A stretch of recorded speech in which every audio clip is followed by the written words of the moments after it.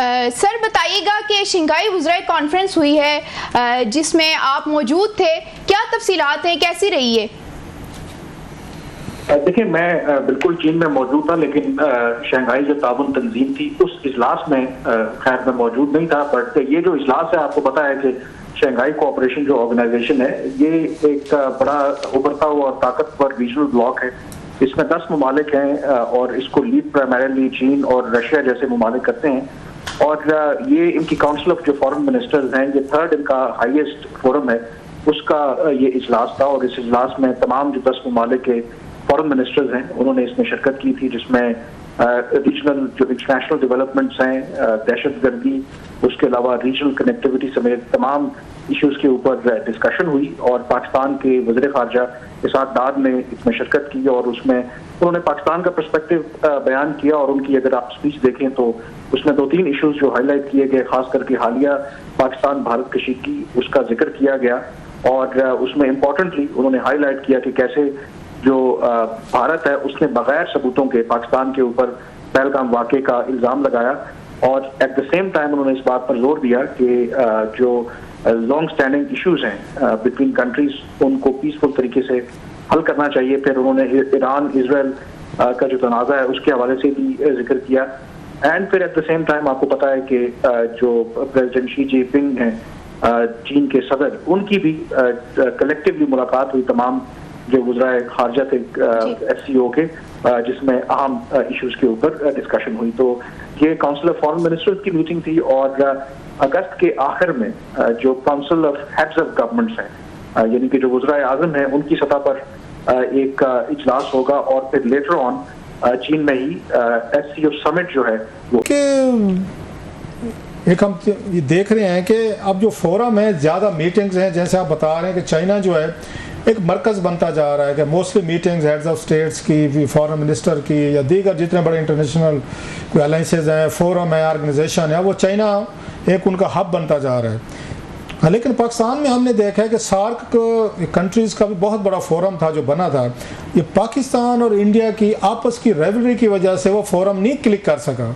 अब आपको लगता है इसी तरीके के दीगर इंटरनेशनल फोरम जो है जहाँ पे पाकिस्तान और इंडिया दोनों बेयक वक्त मेंबर हैं, तो वही सूरत हाल वहाँ पैदा होना शुरू हो गया, वही कश्मीर का मसला, वही इनके आपस के रेवलरीज, वही इनके फड्डे, वही सारे रोले।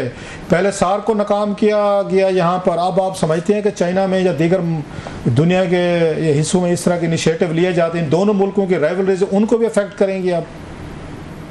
देखिए, एक तो जो आप बात कर रहे हैं कि बिल्कुल चाइना में इस तरह की कॉन्फ्रेंसेस, SCO का आपको पता है कि जो रूल्स हैं उसके तहत अल्फाबेटिकली जो रोटेशन में प्रेसिडेंसी होती है, तो जिसके पास प्रेसिडेंसी चेयरमैनशिप होती है तो वहाँ पर मीटिंग्स होती हैं। और 2027 में पाकिस्तान के पास आएगी तो पाकिस्तान में ये सीरीज ऑफ मीटिंग्स होंगी। अब रही बात जो सवाल आप कर रहे हैं कि जिस तरीके से सार्क जो आइडिया उसका ये था कि रीजनल कनेक्टिविटी होगी, जो साउथ एशियन कंट्रीज हैं इनमें जो बॉर्डर्स हैं वो इररिलेवेंट हो जाएंगे, cultural people to people exchanges होंगी। लेकिन पाकिस्तान और भारत के जो बामी तनाज़ात हैं उसकी वजह से वो तंजीम जो है कभी भी जो असल उसका ऑब्जेक्टिव था वो अचीव नहीं कर पाई। ये बात ज़रूर है कि जो SCO में जब पाकिस्तान और भारत दोनों को एडमिट किया गया था, तो SCO का फोरम वो है जिसमें आप ये वादा करते हैं या कमिट करते हैं कि आप जो आपके बायलैटरल इश्यूज हैं वो रुकावट नहीं बनने देंगे जो SCO का ओवरऑल जो ऑब्जेक्टिव है। और हमने देखा कि शुरू में इवन के इसके SCO के तहत कई ऐसे फोरम्स हैं जिसमें काउंटर टेररिज्म का भी एक मैकेनिज्म है, जिसमें पाकिस्तान और भारत के जो फौजी हैं या फौजी दस्ते हैं उन्होंने बाकायदा तौर पर मिलकर जो ज्वाइंट जो ट्रेनिंग्स हैं तमाम बाकी SCO ममालिक के साथ वो भी की। लेकिन लेटली जो पाकिस्तान और भारत के दरमियान अब तनाज़ा बढ़ा है, तो हमने देखा कि इस मीटिंग से पहले एक नेशनल सिक्योरिटी एडवाइजर्स की कॉन्फ्रेंस हुई, फिर जो डिफेंस मिनिस्टर्स हैं उनकी कॉन्फ्रेंस हुई। और डिफेंस मिनिस्टर्स की जो कॉन्फ्रेंस थी उसमें एलामिया जारी नहीं हुआ, क्योंकि भारत को जो ड्राफ्ट था उसके हवाले से एतराज़ था, क्योंकि जिस तरीके से पहलगाम वाक़े का जिक्र किया गया, भारत का कहना था कि वो जो व्यू है वो पाकिस्तान के ज़्यादा करीब है या चाइना को रिफ्लेक्ट कर रहा है। तो ये कहीं ना कहीं जो SCO जैसा आम फोरम है, आप पाक भारत ताल्लुकात उसको मुतासर कर रहे हैं। लेकिन फर्क सिर्फ सार्क और उसमें ये है कि सार्क में क्योंकि पाकिस्तान और भारत लीड कर रहे थे, वहां पर चाइना और रशिया हैं वो लीड कर रहे हैं। तो मेरा नहीं ख्याल कि वो एक हद से ज्यादा पाकिस्तान और भारत जो हैं वो अपने मामलात को एससीओ में उतना घसीटेंगे कि जिससे एससीओ का ओरिजिनल जो ऑब्जेक्टिव है वो अंडरमाइन हो, क्योंकि चीन जो है वो इसको एक अहम ब्लॉक के तौर पर देखता है, और मेरा नहीं ख्याल चीन और रशिया इस अहम फोरम का वही हाल होने देंगे बिकॉज ऑफ पाकिस्तान और इंडिया जो सार्क का हमने देखा है। कहीं पे ये स्टेज तो नहीं आ जाएगी दुनिया के ममालिक के लिए कि जो किसी और मकसद के लिए इन दोनों मुल्कों को अपना मेंबर बनाते हैं कि भाई साहब आप रहने दें, आपके बगैर ही दुनिया हम चला लेंगे। आप आते हैं तो एक दूसरे पे टेररिज्म के आपके इश्यूज़ हैं, एक दूसरे पे इल्ज़ाम आते हैं, 75 साल से एक मसला था वो नहीं हल कर सके, हम किसी और दुनिया के बासी हैं, आप किसी और दुनिया में बैठे हैं, तो फिर घर बैठे हैं अगर आप आपस में अपने म्यूचुअल आप अपने मसाइल हल नहीं कर सकते और हमारे फोरम्स को भी ख़राब करते हैं। आपको लगता है किसी स्टेज पे दुनिया तंग आ के यही कुछ कहे कि दोनों मुल्कों से कि आप रहने दें, आपके बगैर ही हम फोरम चलाएंगे, क्योंकि आप तो लड़ते हैं आके यहाँ पर आपस में अपने बायलैटरल इशू भी हल नहीं कर सकते? मेरा ख्याल है कि ऐसा तो नहीं होगा, क्योंकि बहुत से ममालिक के दरमियान आपस में बामी इख्तलाफात होते हैं और वो मामला चलते भी रहते हैं। और गिवन के क्योंकि पाकिस्तान भी और इंडिया भी इम्पोर्टेंट ममालिक हैं इस रीजन के, हाँ ये ज़रूर है कि जो कॉमन फ्रेंड्स हैं दोनों ममालिक के, वो ये कोशिश ज़रूर करेंगे कि आप अपने मामलात को बातचीत के जरिए हल करें। जैसे अगर आप चीन की एग्जाम्पल दें, चीन और भारत के भी आपस में सरहदी तनाज़ात हैं, और इस दौरे में जो एस जयशंकर भारत के वज़ीर ख़ारजा थे, वो उनकी मुलाकातें उनके चीन के वाइस प्रेसिडेंट से हुई। उसके अलावा वैंग की जो उनके फॉरेन मिनिस्टर हैं और जो उनके इंटरनेशनल डिपार्टमेंट के मिनिस्टर हैं उनके साथ भी मुलाकातें हुई। और गुज़िश्ता 5 में किसी भी और ये एस जयशंकर का चीन का ये पहला दौरा था। तो चीन की जो अपनी पॉलिसी है वो डिप्लोमेसी को एडवोकेट करते हैं। इनफैक्ट जो मैं चीन में जब मौजूद था तो मुझे मौका मिला जो इंटरनेशनल डिपार्टमेंट के उनके वजीर हैं उनसे बात करने का, और उनसे इंडिया पाकिस्तान से मुताल्लिक भी बात हुई। तो उनका ये कहना था कि जैसे भारत ये इल्ज़ाम लगाता है कि असल लड़ाई तो हमारी चीन के साथ है, और ये जो हालिया जंग हमारी हुई थी उसमें असल तो पीछे चीन था। तो उस पर जो चीन के वजीर थे उन्होंने कहा कि ये बात एक ओपन सीक्रेट है कि हम पाकिस्तान के साथ हमारी एक लॉन्ग स्टैंडिंग रिलेशनशिप है, जो पाकिस्तान की दिफाई ज़रूरियात हैं या डिफेंस कोऑपरेशन भी है। बट हैविंग सेड दैट, वो ये कहते हैं कि चाइना कभी भी नहीं चाहता कि पाकिस्तान और भारत जो दो न्यूक्लियर ताकतें हैं उनकी आपस में जंग हो, आपस में लड़ाई हो। हम तो हमेशा कहते हैं कि बातचीत के जरिए मसाइल को हल किया जाए। तो ये ज़रूर है कि एससीओ जैसा जो आम फोरम है, पाकिस्तान इंडिया के आपसी जो मामलात हैं वो एक इरिटेंट तो हैं, बट मेरा नहीं ख्याल कि एक ऐसी स्टेज आएगी कि जिसमें ये दोनों ममालिक को कहें कि जी आप चलते बने। और उसमें आई थिंक जो पाकिस्तान की अप्रोच है कंपेयर टू इंडिया वो ज्यादा प्रैग्मेटिक है, क्योंकि पाकिस्तान तो कहता है कि हम तो बातचीत करने के लिए तैयार हैं। जो भारत की अप्रोच है वो आपको पता है कि वो जीरो सम गेम पे चले गए हैं। वो कहते हैं कि आप तो या तो कम्प्लीटली बायकॉट करें पाकिस्तान, कम्प्लीटली हमारा साथ दें, हमारी पोजीशन को एंडोर्स करें। और भारत को ये नहीं पता कि दुनिया में जो इंटरनेशनल रिलेशनशिप होते हैं वो जीरो सम गेम नहीं होती। इस तरह से अगर आप अपना जो थ्रेश होल्ड है वो रखेंगे कि देखें हम आपसे तब बात करेंगे जब आप पाकिस्तान से हाथ नहीं मिलाएंगे, दुनिया ऐसे तो काम नहीं करती। इसी वजह से उनको वो अमेरिका हो, यूरोपियन यूनियन हो, रशिया हो, जो उनके करीबी इत्तेहादी हैं, इसीलिए उनकी बात उन्होंने पाकिस्तान से मुतालिक नहीं मानी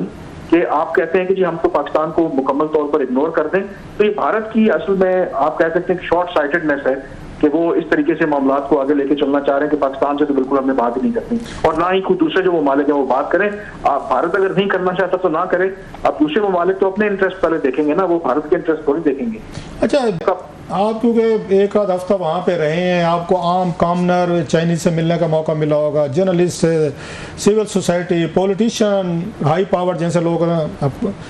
आप बता रहे हैं, एक आध से आपकी मुलाकातें भी हुई हैं। ये पाकिस्तान इंडिया की जो वार हुई है इस पे एक आम चाइनीज़ का क्या तस्वर है, उनकी फीलिंग्स क्या हैं, क्या हुआ है? और उनके क्योंकि चाइनीज़ का भी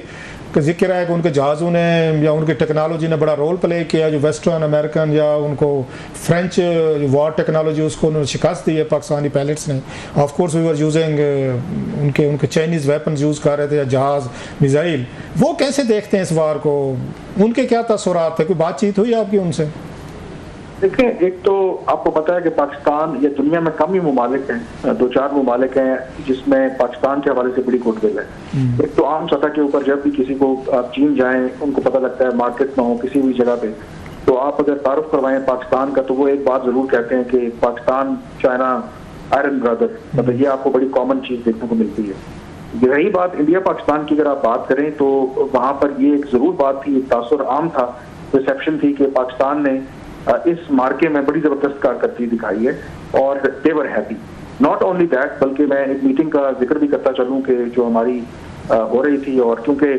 मैं हिस्सा था एक एशिया अफ्रीका का 12 जो ममालिक थे उनका एक डेलीगेशन था, उसमें 24 ममालिक थे, उसमें अफ्रीका से लोग भी थे, ईस्ट एशिया से भी थे, और उसको लीड कर रहे थे मलेशिया के एक फॉर्मर ट्रांसपोर्ट मिनिस्टर थे। तो एक बैंक्वेट में जब चीन के वहां पर सीनियर लोग भी मौजूद थे, तो उन्होंने जब मेरा तारुफ कराया मलेशिया के जो फॉर्मर मिनिस्टर थे, उन्होंने साथ ही मुझे मुबारकबाद भी दी कि जी आपने बड़ी जबरदस्त कामयाबी पाकिस्तान ने हासिल की है इंडिया के खिलाफ। तो वहां पर जो बाकी लोग थे उन्होंने भी इसको अप्रिशिएट किया, क्लैप किया, और बहुत से लोग जो इंडोनेशिया से भी थे, कुछ कंबोडिया, फिर नाइजीरिया, और उनका ये कहना था कि हमारा जो पाकिस्तान के बारे में तासुर था वो बड़ा तब्दील हुआ है। हमारा ये ख्याल था कि भारत बड़ा ताकतवर मुल्क है और पाकिस्तान पर जब चढ़ाई करेगा तो पाकिस्तान शायद मेल्ट डाउन हो जाएगा, लेकिन जिस तरीके से पाकिस्तान ने जवाब दिया है तो उनका ये कहना था, मैं बहुत से जो डेलीगेट्स थे, कि हमारी नज़र में पाकिस्तान की इज्जत में इजाफा हुआ है। तो ये अमूमी परसेप्शन का कि पाकिस्तान ने बड़ा अच्छा परफॉर्म किया है, और एक पॉजिटिव जो है ना फीलिंग थी, एक वाइब थी वहाँ पर। कोई तवक्को तो नहीं थी वैसे जो हालात हमारे बने हुए थे, लेकिन क्योंकि दोनों फॉरेन मिनिस्टर मौजूद थे, पाकिस्तान के भी इसाक डार साहब और वहाँ से जयशंकर साहब आए हुए थे, तो कोई कहीं पे कोई डिप्लोमेटिक चैनल्स के जरिए कोशिश की गई, रशियंस ने या चाइनीज़ ने कोशिश की हो कि दोनों मुल्कों का भी रिसेंट जंग हुई, अभी भी बादल कुछ ज़्यादा छटे नहीं है, तो इनको बिठाया जाए कहीं पे साइड लाइन पे बातचीत किया जाए और इनको आपस में डलाक कराया जाए, कोई थोड़ी सी सॉफ्ट कोई आइस मेल्टिंग की जाए। चाइनीज़ ने या रशियंस ने कोई कोशिश नहीं की? कर सकते थे, दोनों का एक क्लाउड भी है, दोनों की पाकिस्तान पे भी है और वहाँ पे उनके इंडियंस पे भी है। सर मेरे ख्याल में कोशिशें, बहुत सी चीज़ें पस पर्दा चल रही होती हैं, ऐसा नहीं होता कि जो राब्ते हैं वो कम्प्लीटली ख़त्म हो जाते हैं। जो ज़्यादा तवक्को थी आई थिंक जो नेशनल सिक्योरिटी एडवाइजर्स की जो कॉन्फ्रेंस हुई थी कि उसमें शायद वहाँ पर बातचीत हो, क्योंकि ज़्यादा पाकिस्तान के जो नेशनल सिक्योरिटी एडवाइजर हैं वो ISI के सरबराह भी हैं, और दूसरी तरफ अजय डोवल जो हैं वो इंडिया की जो पॉलिसी है टुवर्ड्स पाकिस्तान उसमें उनका मरकजी किरदार है। कुछ बातें ज़रूर थी कि शायद वहाँ पर मुलाकात हो जाए, लेकिन आई थिंक कि जो इंडिया ने पब्लिक पोजीशन ली हुई है, पाकिस्तान तो बात करने के लिए तैयार है, तो शायद उनके लिए मुमकिन नहीं है कि डोमेस्टिकली अगर ये बात लीक हो जाए कि उनकी मुलाकात पाकिस्तान के हुकाम से हुई है, तो डोमेस्टिकली जो मोदी साहब ने पोजीशन ले ली है तो वो उसको मेरे ख्याल में सेल करना अपनी ऑडियंस के लिए वो एक मुश्किल हो जाएगा। तो ममालिक की ख्वाहिश जरूर है, वो चीन है, रशिया है, इवन सऊदी अरेबिया है या अमेरिका है, वो चाहते हैं दोनों ममालिक आपस में बात करें, बट आई थिंक जो इस वक्त हालात हैं दोनों मुल्कों के, जो सिचुएशन जिस लेवल पर हम रिलेशनशिप को ले गए हैं, शायद ये इमीडिएटली मुझे नहीं लगता कि इतना पॉसिबल है, और ये चीज़ में भी अंडरस्टैंड भी करते हैं जो बाकी ममालिक हैं, तो वो भी अपने आप को भी एम्बेरस नहीं करना चाहते, क्योंकि कोई भी जब मुल्क एफर्ट करता है तो वो चाहता है कि उसमें उसको कामयाबी मिले, वो ये तो नहीं सुनना चाहता कि एक फरीक जो है वो इनकार कर दे। Pakistan on the other hand आपको पता है कि बड़ी पॉलिसी क्लियर है, वो बात करना चाहता है। पाकिस्तान कहता है कि ठीक है, हम दहशतगर्दी पर भी बात करने के लिए तैयार हैं, हम वाटर पर भी बात करेंगे, हम कश्मीर के ऊपर बात करेंगे, लेकिन एज ऑफ नाउ लगता यही है कि जो एम्फेसिस सारा इस बात पर है कि मजीद दोनों मुल्कों के दरमियान कोई जो कशीदगी है उसमें इजाफा ना हो, and at some point in time दोनों ममालिक आपस में जो चैनल ऑफ कम्युनिकेशन है उसको जरूर ओपन करें। कमरान, आप